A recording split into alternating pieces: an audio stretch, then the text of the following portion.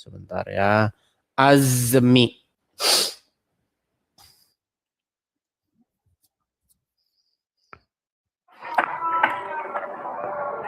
Makasih Bang Suwandi.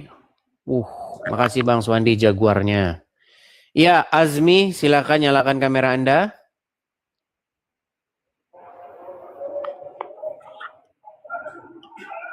Halo Bang. Ya, silakan Bang Azmi. Udah terbuka belum ini? Belum Bang.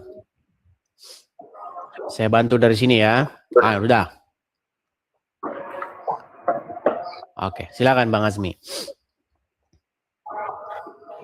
Gimana tadi? Lanjutin yang Rob tadi Bang. Kayaknya menarik Begini. gitu. Ya, ketika kalian berdoa, kalian kan mengucapkan Robbayani Shoghiro, betul nggak? Doa kedua orang tua. Ya, Anda memanggil orang tua Anda dengan kata-kata Robbayani Shoghiro, betul nggak? Robbayani itu artinya membesarkan saya. Iya, yang memelihara saya, ya kan? Artinya Anda ucapkan itu kepada orang tua Anda, betul? Iya, yang membesarkan saya, yang memelihara saya. Iya, artinya kata Rob itu kan dari kata ini abang dari delay kata nih, Robba ditambah dengan delay. Iya, delay bang.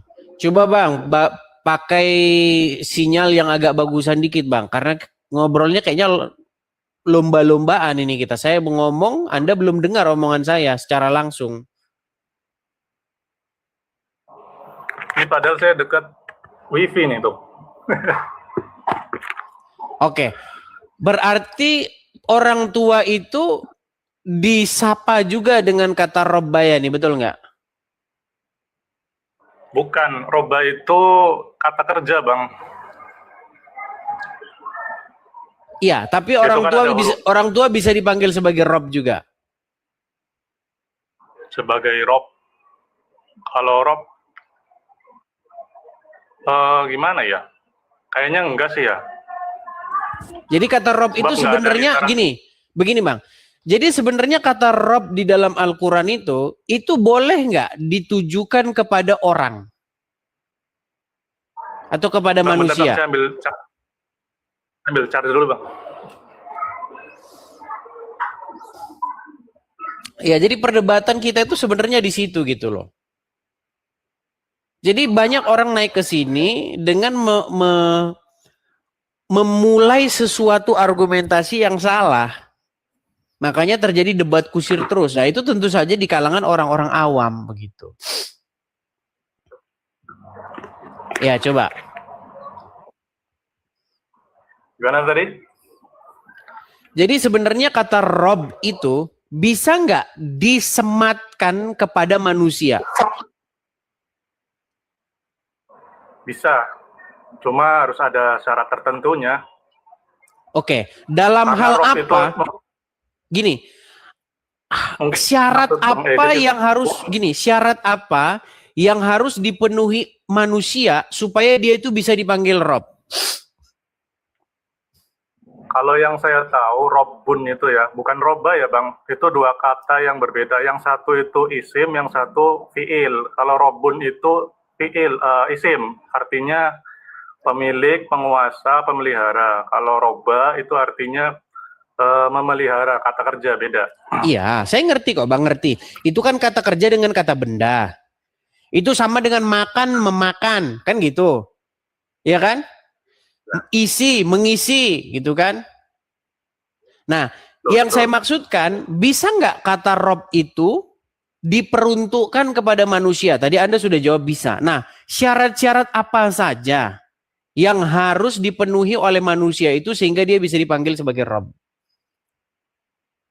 Kalau Rob itu biasanya buat orang, kalau zaman dulu paling ke budak, ke tuannya manggilnya Rob gitu. Karena dia udah memelihara, yang menguasai budak itu, pokoknya dia punya hak atas budak tersebut gitu. Makanya seringkali Allah itu dipanggil Rob karena ya kita sebagai hamba begitu. Baik, baik. Jadi lawan kata daripada Rob itu adalah hamba, betul? Lawannya abdun. Iya, Abdul. Nah, jadi ketika Anda mengatakan Allah itu adalah Rob, maka terjemahan di dalam bahasa Indonesia itu adalah Tuhan, kan? Bisa Tuhan. Nah, lawan kata Tuhan itu apa? Hamba. Iya, itu Bang. Lawan kata Tuhan itu hamba. Begitu loh. Jadi banyak orang tidak tahu. Lawan kata Tuhan itu hamba. Tuhan itu sebenarnya Bang, kata Tuhan itu sebenarnya sama dengan kata Tuan. Lawan kata daripada hamba. Dia itu sesuatu yang dia itu merintah gitu loh. Sesuatu yang dia itu posisinya itu kepala. Begitu. Jadi kalau kita belajar pelan-pelan sistematis, kita ngerti nih begitu. Jadi jangan Anda berkata Yesus itu Rob apa manusia? Itu pertanyaannya itu udah salah. Cuma saya kurang sependapat kalau tadi bilang Nabi Muhammad itu Robnya umat Muslim, saya kurang sependapat.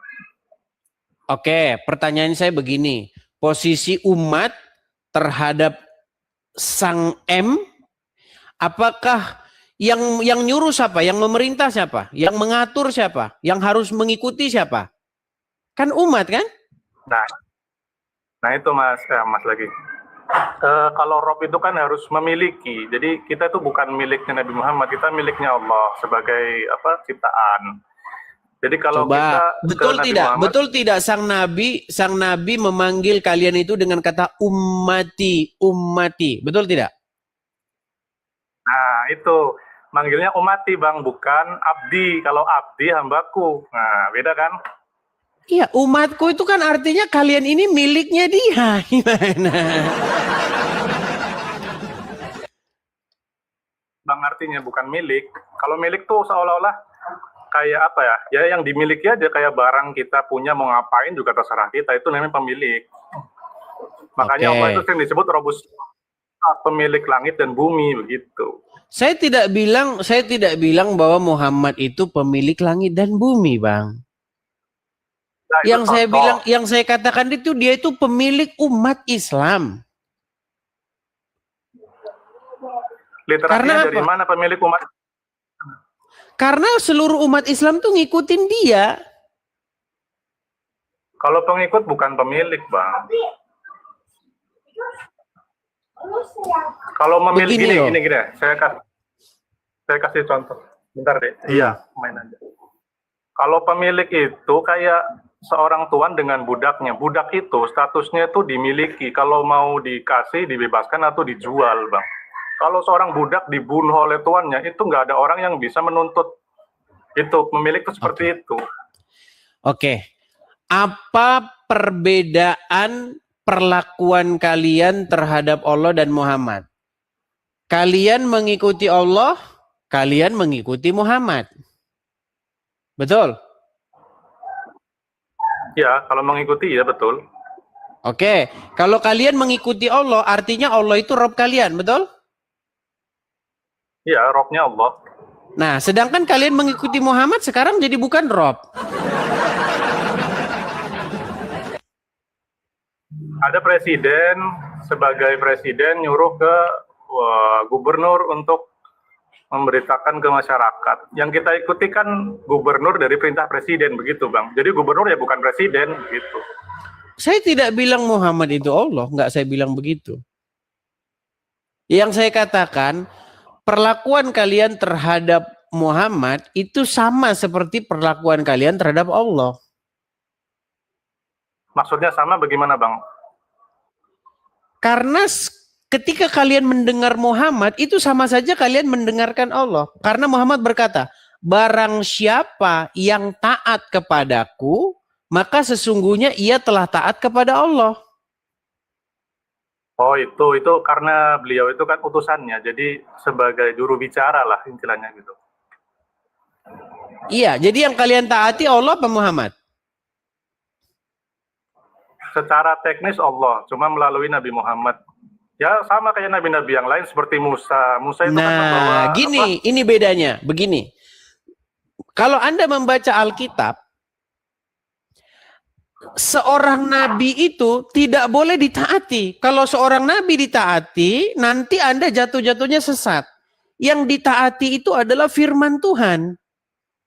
Makanya nabi di dalam Alkitab itu bicaranya beginilah firman Tuhan. Kalau beginilah kataku, kalau yang ditaati itu adalah akunya, sang nabinya, berarti sang nabi itu telah duduk di kursinya Tuhan. Dia duduk di tempat yang bukan sempatasnya. Begitu. Enggak begitu sih, Makanya Bang. di dalam Alkitab tidak ada nabi yang berkata beginilah firmanku atau ikutilah aku. Enggak ada. Yang ada itu beginilah firman Tuhan. Dengarlah firman Tuhan. Begitu. Ya kalau di konsep Alkitab begitu ya terserah. Cuma kalau di dalam ajaran Islam ya nggak seperti itu. Nah, Abang kalau tahu di lah. dalam ajaran agama Anda, Muhammad itu berkata aku. Aku dia bilang, bukan firman Tuhan. Nah, yang hanya bilang begitu, yang hanya boleh bilang begitu tuh harusnya hanya Yesus. Karena Yesus adalah sang firman. Sang firman itu sendiri. Makanya Tuhan Yesus berkata, ikutlah aku. Kalau Nabi nggak boleh. Ikutlah aku. Lu siapa? Gitu. Begitu, Bang. Makanya Anda harus bisa membedakan aku dengan firman Tuhan. Saya kasih contoh. Bang ya. Kita kasih aja misalnya polisi, Bang. Polisi. Coba, yang ditaati itu polisi apa hukum? Ya hukum. Hukum. Ya itu polisi kan perantara. Gini, harus bedakan begini, Bang. Yang ditaati itu hukum. Contoh begini, Bang. Ada polisi nyetop Anda. Oke. Kebetulan polisinya cabul. Ya kan? Yang disetop perempuan.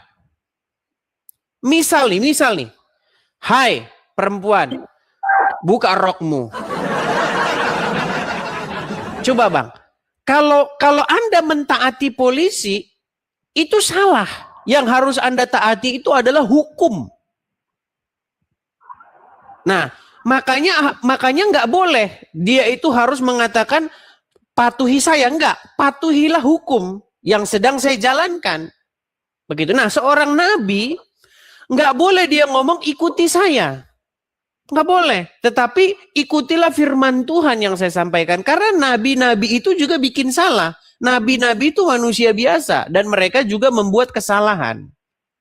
Makanya nggak boleh. Nabi-nabi itu duduk di kursinya Tuhan. Nah, beda dengan Yesus. Karena Yesus adalah sang firman itu sendiri. Makanya Yesus berkata, ikutilah aku. Nah, di dalam Al-Quran, Muhammad tuh ngomongnya aku, Bang. Bahkan kalau dia ngomong hadis itu dia ngomongnya atas dirinya sendiri. Begitu. Kita kasih contoh ininya lah, contoh yang spesifik. Menurut Anda, Umar bin Khattab kenapa bisa ngomong begini? Sesungguhnya engkau hanyalah sebongkah batu. Jikalau aku tidak melihat Nabi menciummu, niscaya aku tidak sudi menciummu. Pertanyaan saya gini dulu. Kenapa menurut Anda Umar bin Khattab tuh sampai ngomong begitu? Karena di Al-Quran ada dalilnya, Bang, bahwa di dalam diri Nabi itu ada suri tauladan. Bukan, gini. Umar bin Khattab berkata, aku tidak sudi menciummu karena engkau hanyalah sebongkah batu yang tidak dapat mendatangkan bahaya ataupun manfaat. Seandainya aku tidak melihat Nabi menciummu, niscaya aku tidak akan mau menciummu. Maka sebenarnya di hati dia itu dia nggak mau ngelakuin itu. Menurut Anda, ada pertentangan batin nggak di dalam hati dia itu? Ya sebatas itu aja sih, menganggap dia itu batu doang gitu. Cuma karena saya melihat Nabi melakukannya, saya ngikut Nabi karena hati Allah wa hati Rasul gitu. Ya, artinya ada pergolakan batin di dalam hati Umar bin Khattab karena ini kan hanya batu saja. kenapa kok harus dicium-ciumin? Artinya akal sehat dia itu sebenarnya menolak. Tapi karena dilihat Rasulullah mencium batu, akhirnya dia ikuti. Makanya dia katakan, sesungguhnya aku tidak akan mau menciummu kalau Rasul tidak menciummu. Nah, menjadi pertanyaan sekarang begini. Yang menjadi pertanyaan sekarang begini. Apakah Muhammad diperintah oleh Allah untuk menciumi batu itu?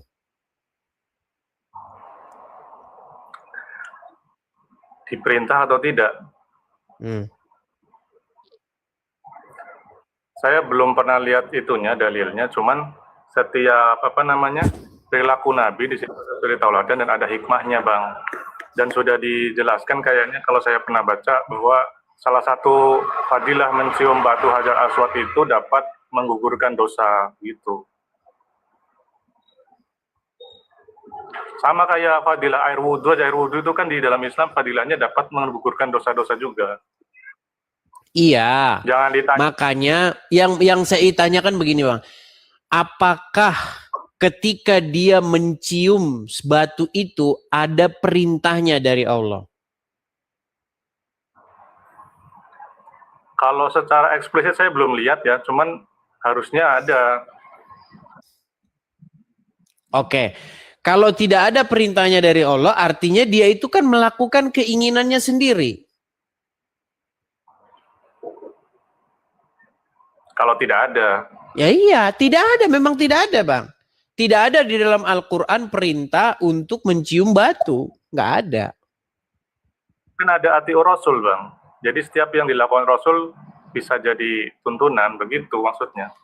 Iya, tetapi kan perintah apa yang dilakukan Rasul itu tidak tidak bersumber dari Allah begitu. Makanya saya bilang apa yang kalian ikuti itu adalah murni apa kata Muhammad, bukan perintah daripada Allah begitu. Begitu, Bang. Sebab yang Nabi Muhammad itu kan diiringi oleh malaikat Jibril. Jadi itu kan punya sifat maksum. Jadi dia terhindar daripada perbuatan dosa. Seandainya Nabi ingin berbuat dosa itu langsung diperingatkan begitu. Makanya kalau nggak ada pertentangan di dalam itu, ya itu baik, ada hikmahnya. Itu aja sih, Bang, sederhana. Baiklah, intinya seorang Umar saja dia itu sudah berkata demikian gitu loh, Bang. Batu itu tidak dapat mendatangkan manfaat apa-apa gitu. Sementara apa yang kalian kerjakan itu adalah murni apa kata Muhammad begitu.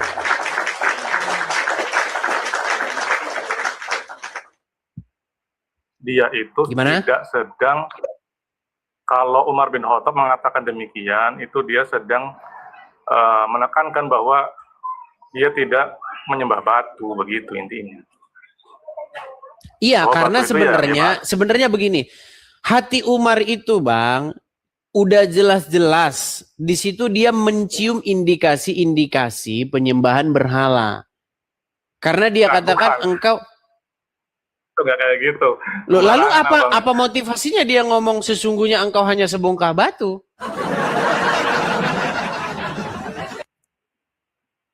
Cincin batu nggak dicium-cium, apa dia menyembah cincin itu? Enggak lah, karena kecintaan. Ini batu ini kan asalnya dari sorga gitu, diyakini seperti itu.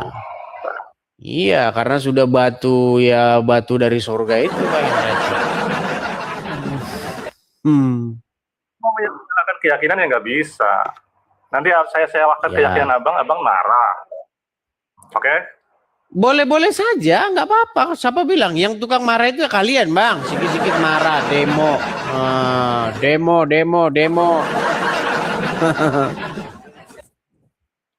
Ya itu. Ya udah itu aja. Oke lah. Oke. Saya cuma berpesan kepada Anda begini, Bang. Kalau Anda mengikuti orang yang dia sendiri tidak mengerti kebenaran, dia sendiri seperti itu, ya Anda itu menyerahkan diri Anda dipimpin oleh orang yang tidak mengerti kebenaran. Kalau saran saya kepada Anda ya, kebenaran itu adalah Yesus Kristus, Tuhan Yesus, Bang. Jadi bukan Muhammad. Kalau Anda mengikuti Muhammad, Anda itu pasti ya akan berkelakuan seperti dia, mencium-cium batu begitu. Anda mengikuti jejaknya Muhammad begitu. Dan Muhammad, tidak ada orang muslim yang mengatakan bahwa Muhammad itu sudah di surga. Muhammad sekarang jelas-jelas masih ada di kuburan, betul? Nabi Muhammad di kuburan, tapi nanti beliau akan masuk, orang pertama yang akan masuk surga, Bang. Yang akan buka pintu surga beliau. Dalam keyakinan Itu Islam kan seperti kata itu. dia, Bang. Gimana? Bang, Lia Eden juga bisa bilang begitu. Sayalah nanti orang pertama akan buka pintu surga. Ya buktinya dia sampai sekarang di kuburan, gimana? Gimana? Emang Yesus ngomong kayak gitu, Bang? Loh, karena Tuhan Yesus bangkit, Bang. Seandainya Yesus mati dan tidak bangkit, maka kita ini sama, Bang. Kita ini hanya mempercayai omongan orang mati dalam kubur. Lah Abang waktu kebangkitan emang menyaksikan kan nggak sama-sama. Kita sama-sama dalam keyakinan yang udah jauh. Emang Abang menyaksikan waktu Jibril datang kepada Muhammad? Ya nggak ada masalah, sama-sama meyakini dengan keyakinan masing-masing, oke? Iya, tetapi keyakinan Anda itu keyakinan yang menurut saya itu tidak Anda resapi gitu loh. Kenapa tidak Anda resapi? Karena Anda meyakini perkataan seseorang yang seseorang itu sendiri ada di dalam kubur. Seandainya Yesus sampai detik ini ada dalam kubur tidak bangkit, ya kita sama kita. Begitu. Oke lah, Bang. Kita kasih kesempatan kepada yang lain ya. Oke. Terima kasih, Bang. Saya turunkan Azmi. Ya, silakan yang lain. Kita